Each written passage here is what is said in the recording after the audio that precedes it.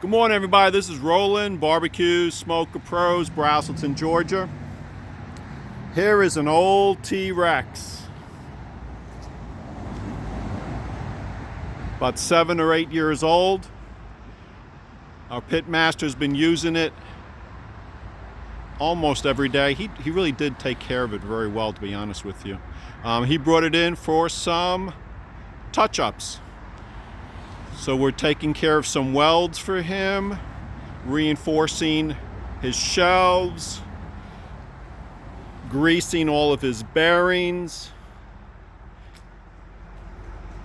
new angle iron firewood charcoal grates, sanding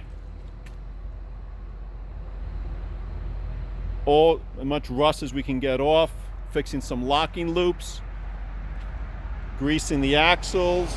We just did that this morning already. Reinforcing some shelves here.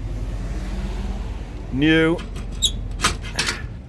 beautiful new angle iron firewood charcoal grates. This was an insulated firebox, and this has held up really, really well. Take a look. Over here, some parts in here.